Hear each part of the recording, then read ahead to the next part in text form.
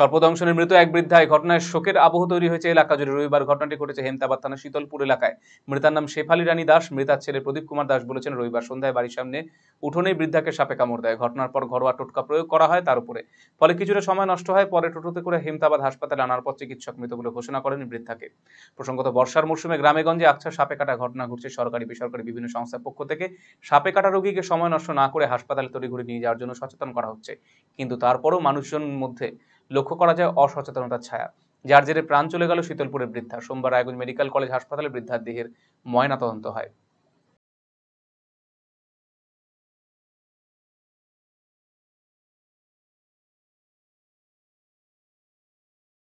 হসপিটালে আমার মা কালকে 7:30 নাগাদ সাপে কামড় দিয়েছিল। সন্ধ্যা রাত্রে উঠানে আর কি, আমাদের নিজের উঠানে একটা খাওয়ার জন্য থালা আনতে উঠান থেকে বারান্দায় উঠছিল, তখন কি একটা বললো যে কামড় দিল আমাকে। আমার মা বললো 7:30 নাগাদ কি যে বললো যে কামড় দিল, চিকা কামড় দিল না সাপ কামড় দিল।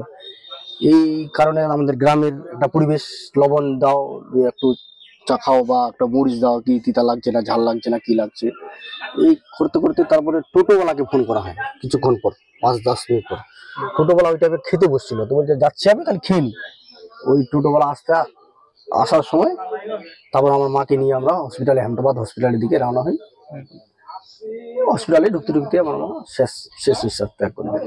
ঘটনা আমি ছিলাম না, তো আমি বাড়িতে কেউ, আমরা তিন ভাইয়ের মধ্যে একজনও ছিলাম না বাড়িতে। নিজে কাজে আমরা 7:30 নাগাদ আসি কাজ থেকে, তো ওই কাজে গেছিলাম। বাড়িতে ছিল ভাই বউগুলা ছিল। আর আপনাদের গ্রামে তো প্রায়শই এরকম ঘটনা হয়, মাঝে মধ্যে শোনা যায় যে গ্রামগঞ্জে এরকম সাপে কামড় দিচ্ছে, তো সেই জায়গায় দাঁড়িয়ে কি বার্তা দেবেন সাধারণ মানুষের উদ্দেশ্যে? কি করা উচিত?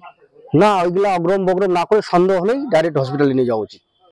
রায়গঞ্জবাসীদের জন্য সুখবর। যারা দীর্ঘদিন ধরে জয়েন্টের ব্যথা এবং হাড়ের সমস্যায় ভুগছেন, তাদের জন্য রায়গঞ্জ দিশারিতে আসছেন আর.এন. টেকোর হাসপাতালের জয়েন্ট রিপ্লেসমেন্টে ভারত বিখ্যাত অস্থিরোগ বিশেষজ্ঞ doctor Barun Dutta, MD, DNB. এখন থেকে প্রতি মাসের নির্দিষ্ট দিনে ডাক্তারবাবুকে দেখাতে আজই যোগাযোগ করুন দিশারি হেলথ কেয়ার, উকিলপাড়া, রায়গঞ্জ শাখায়। যোগাযোগ করুন 7477785509, 7477785512 এই নম্বরে। শুনছি এবার নাকি পরিবর্তন হচ্ছে। তাই কোথাও হচ্ছে পরিবর্তন? কিভাবে হবে পরিবর্তন? কে করবে পরিবর্তন? হ্যাঁ, আরসিটিভি সংবাদে আসতে চলেছে পরিবর্তন। কি পরিবর্তন জানতে চোখ রাখুন আরসিটিভি সংবাদে।